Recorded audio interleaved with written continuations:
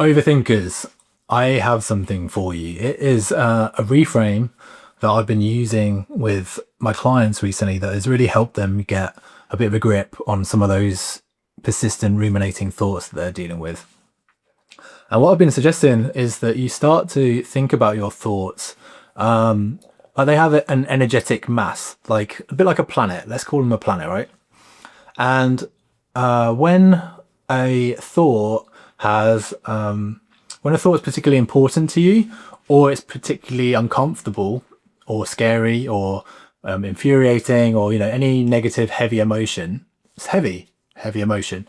And so your conscious mind gets sucked into the gravitational field of these thoughts very easily because of the density of them, right?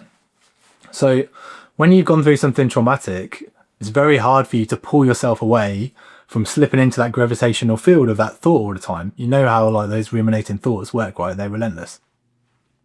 So there's a couple of things that we do. Like in therapy, a big part of the work that we're doing is literally to go in and find out like what is the field of that thought.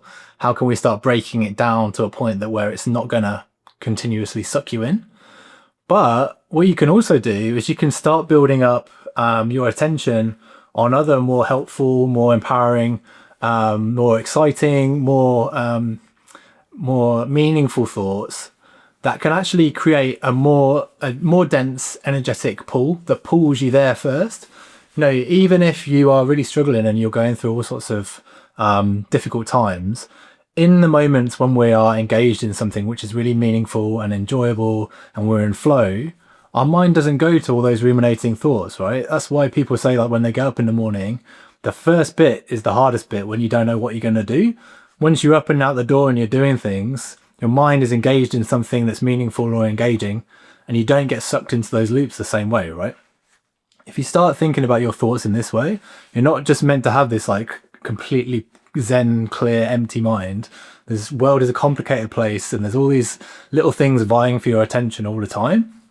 But if you reinforce the places that you do want to go, if you create meaningful outlets, meaningful projects, meaningful work, over time you will start building enough density and gravity on those things to pull your attention there instead of disappearing down those old rabbit holes. Even someone who has gone through something extremely traumatic, a lot of soldiers that come home and have gone through, seen absolute horrors in war and have severe PTSD. One of the things that they do to help get past the relentless thoughts that they're dealing with is they then find acts of service to give back and to support others, because in doing so, they create an energetic density of something to focus on, which takes their mind away from everything else. Okay? If you just start looking at it like this, like your thoughts aren't there just to be completely wiped out. You just get to choose which is most important, right? That doesn't mean there aren't going to be some thoughts that are stuck those loops that really do need a bit of like surgical work in therapy, where we can go in there and kind of unpick them.